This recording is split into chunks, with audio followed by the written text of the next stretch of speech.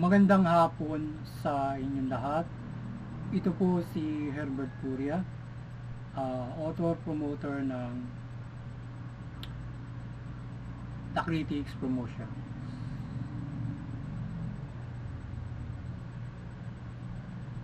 Ang ating boses at konstruktibong kritisismo, opinyon, komentaryo at konsultasyon sa linggong ito. Kakibat ang ating pananalig sa ating banal na Panginoon Diyos, banal na Panginoon Kristo at gabay ng kaluluwa ng Kaluluwa ng Santa Maria ay hinggil sa issue ng PNP Analyze and Continuous Reformations. Ang ating PNP ay nakaresolba ng nasa 3,000 na issue sa mga pulis at 1,000 dito halos ang tinanggal sa serbisyo at iba naman ay suspendido at demoted. Ang ating kapulisan ay nagpairal ng paglapat ng batas at disiplina sa hanin ito. Sa mga naito lang ito ng naresolba ng IMEG o Internal Affairs. Yan. So yung issue natin tinungayan ngayon ay yung issue ng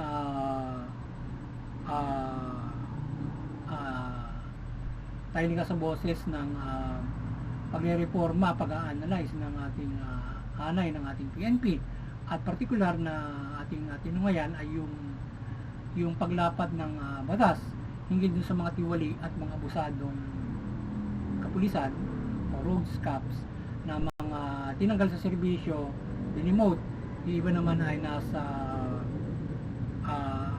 ngayon ay suspendido yung iba rito. So yan, nasa 3,000 medyo madami rin yun na gumawa ng mga katiwalian at natanggal na yung iba. Yung iba naman ay suspendido at demoted.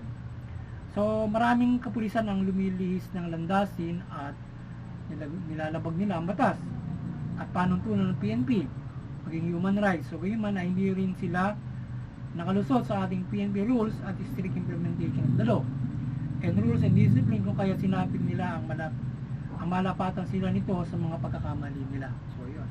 So ang PNP naman hindi rin nagpatumpik-tumpik yung ating hierarchy o ang ating kapulisan from IMEG na ipatupad din ang batas sa kanila, hindi lamang siyempre sa mamamayan kundi maging sa kanila rin na nakalalabag ng batas, procedure, human rights at siyempre partikular ang paglabag nila sa batas yan. At yun ang sinapit nila na sila ay matanggal, suspending, ma-demote dahil sa kanilang pagkakamali.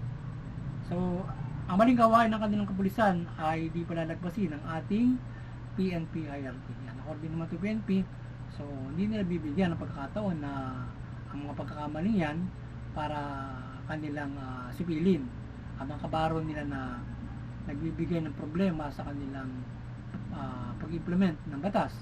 Yan. So ang The Critics Promotions at yung ating People's Anti-Crimes Promotions, yun yung ating Anti-Criminality Promotions, ay mariing sumusuporta sa mabuting pamamahala, patas ng hustisya at karapatang pantao. At sa isang ito, na ating boses sa ating PNP na analyzing continuous reforms, the PNP sa pag-aksyon at resolve ng PNP laban sa mga abusado at pibuli sa kanilang hanay ay marami sa ating kapulisan ang lumilihis ng landasin kaya sinapit nila ito. So ang ating kapulisan ay dapat na analisahin at ipagpatuloy ang pagrereforma ng PNP upang hindi mabuso at maging tiwali ang ating kapulisan. So ito yung ilan sa mga dapat gawin na hakbangin na patuloy na pagrereforma at pag-analyze ng reformation ng ating PNP, yung ugat ng pagiging tiwali at abuso ng ating kapulisan. So yun yung dapat na i-analyze to reform not ang ating PNP from the personnel, hindi na kung paano ito mababago at magagabayan na hindi ito abuso from the academy through the service. Yan. At syempre, pag-ibayo na kanilang tungkulin para maging epektibo ang ating peace and order and fairly implemented.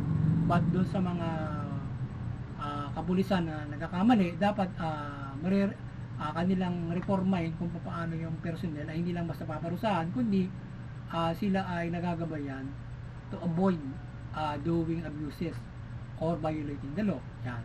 Na from their duties at iba't ibang mga problema.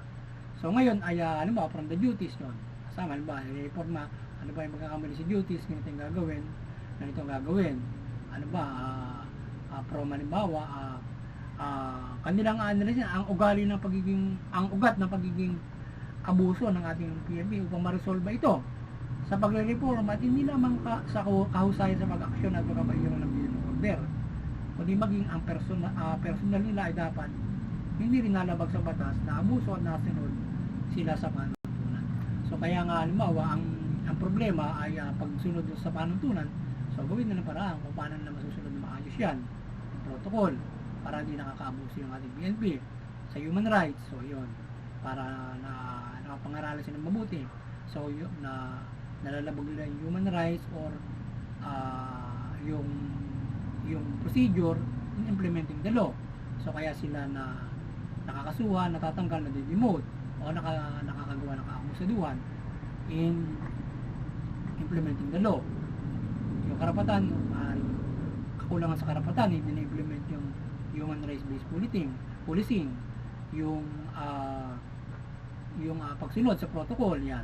Kung ano mabuti para masusunod yung protocol, yung human rights, at iba't ibang mga problema ng ating pulis kung bakit nalalabag nila yung batas. Halimbawa, pera ang pagiging dahilan ng pag-list nila sa kanilang tungkulin, financial, o kaya naging abuso sila at yun ay dahil sa pera at ay reformahin ng PNP ito sa mga kapulisan. Dapat sa akademya pa lang ay dapat na nilang malaman at matutunan ang pagsasakripisyo na ang pera na sasahurin ay talagang paglilingkod lamang at hindi pagyaman ng propesyon na pagiging pulis. Man, karapatan naman nila mamuhay ng maayos at magkapamilya, kaya dapat sapat at ayon sa karapatan ang usapin ito. So yan.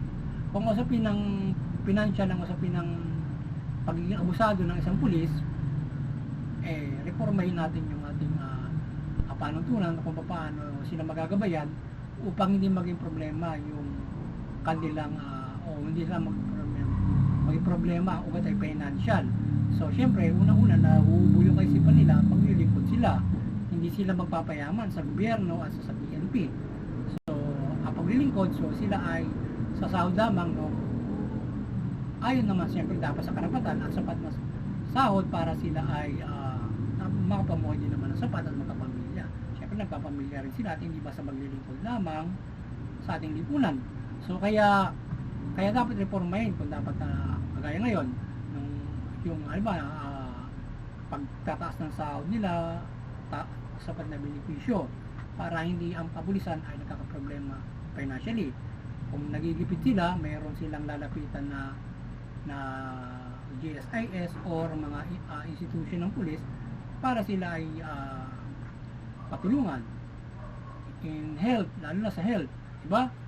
Meron tayong PhilHealth, lalo na sa health ay hindi magigipit ang pulis kapag nagka-problema ng health ng pamilya. Financially, halimbawa pagpapaaral, diba? Mga ganoon, ang pulis ay pagdating ng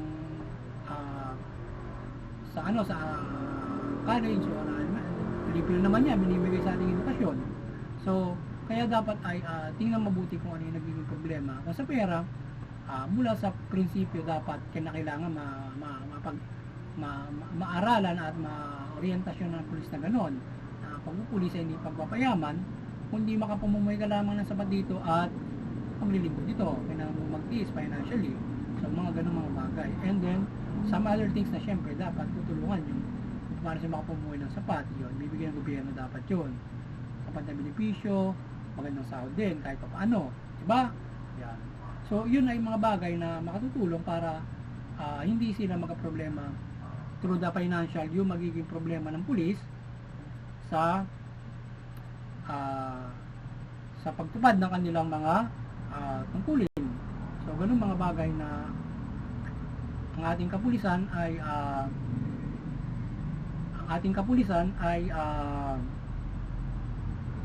so yung ating kapulisan ay siyang hindi sila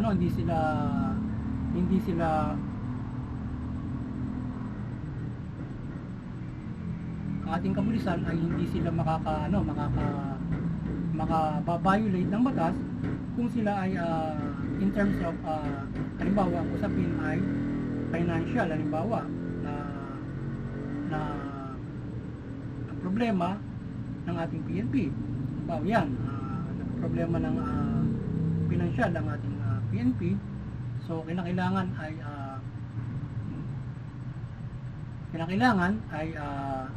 sila ay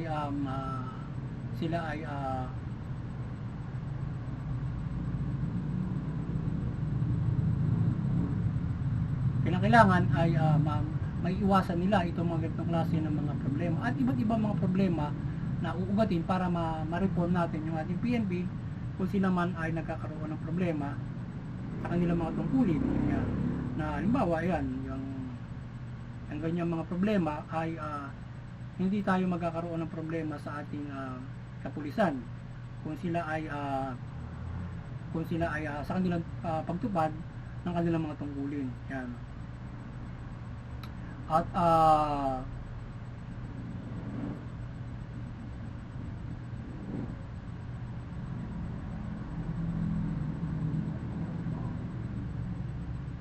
yan.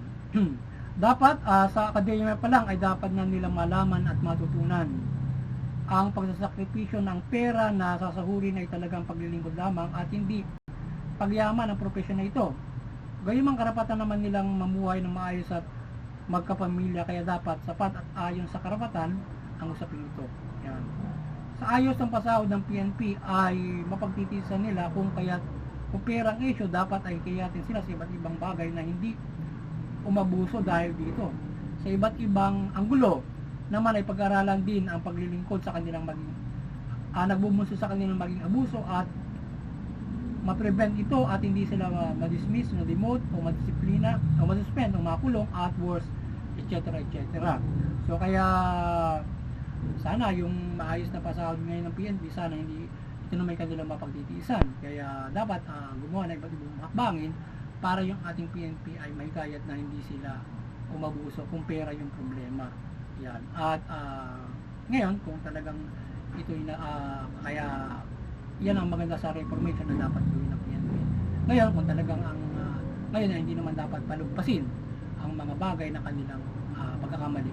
So, dapat nalapatan ng batas. Kung nagkamali at hindi lamang ang mamayan, kung nagkamali nasa pamahalaan, dapat silang malapatan ng batas. At ang ating PNP dapat i-stricto dyan. Sapagkat ang PNP o ang mga kapulisan ay hindi basta-basta ang paggawa ng krimen, sapagkat sila ay trained sila na humawak ng baril at gagawa ng mga hakbangin na pagkalaban at kaya pag-neutralize ng kalaban, kaya hindi sila po pwedeng basta-basta lamang pabayaan sa kanilang tungkulin na umabuso, lalo na mabibigat. So dapat lalapatan sila ng batas. Ngayon, ang pagre-reforma ay malaking tulong para maiwasan nila ang paglabag sa batas at sila ay hindi magkamali at malapatan ng batas. So maiwasan, pag-prevent kung sila ay mayroong prinsipyo at sila ay hindi ganoon nadadala sa mga tukso ng pera o iba-ibang mga usapin o kaya ay mga halimbawa yung kanilang posisyon, etc. na mga problema kaya sila nagkakamali. Naway gabayan ang Banal na Santa Maria ang ating kapulisan na sila hindi matukso sa pang-abuso at katiwalian o material at kung anong bagay na magpapasama sa kanila, bagkus ay maakay sila sa spiritual na pananaw at pananalig na mag-aakay sa kanila bilang pulis na maging matuwid at makatarungan sa serbisyo. Yan ang spiritual. So dapat yung ating mga kapulisan doon sa kanilang hanay palagi nagagabayan maka-spiritual yan na kaya sa lukan ng pamahalaan o yung mismo sa anin ng PNP na kapagsasagawa sila ng spiritual guidance sa ating mga kapulisan. Kaya ng mga iba't ibang mga ginagawa para sila ay palagi nangingilag sa Diyos sa paggawa ng di mabuti in implementing the law. So may pinangingilagan sila ng Diyos na dapat ay mabuti lamang ang kanilang gagawin. So makapaggagabay to fair and matuwid sila makatarungan na i-implement na yun. So mahalaga ang paggabay ng Diyos sa kanila. Yan. So ang kaliwanagan ng Diyos at Kristo at Mother Mary gumay sa ating bansa mula pamahalaan at bayan at mamuhay ng mabuti sa itinakda ng Diyos. Yan. Kaya tayo ay Kaya sana muli maliwanagan ng ating banal na Santa Maria ang ating pamahalaan. Ang ating bansa mula pamahalaan ng sambayan ng Pilipino. Yung pamahalaan, mamahalan ng mabuti, tugunin yung karapatang tao at patas na hustisya. Iwasan katiwalian, iwasan yung katiwalian, korupsyon, yung pang-abuso. Magkos ay sila ay nakatutulong at nakapagpapairan ng maayos na katarungan, peace and order, yan. At sila ay ang ating pamahalaan ay nakapagbibigay ng magandang pamumuhay, politika, ekonomiya, social, civil, yan, ganyan. So yung mga may naman, sumunod sa pamahalaan. Huwag labanan yung pamahalaan. Iwasan yung paggawa ng krimen.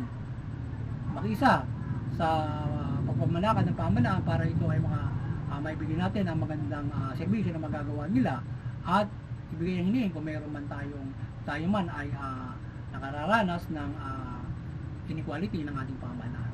Ibigay natin ang hinihin at huwag tayong gumawa ng anumang uri ng mga hindi mabuti para sa ating pamahalaan. Yan, muli, sana ay sa ganyan tayo makapumuhay ng mapayapa, mabuti at maunlad at higit sa lahat makapanampalataya tayo ng sa ating banal na Panginoon Diyos sa ating gabay na ito. Muli, magandang hapon sa inyo lahat.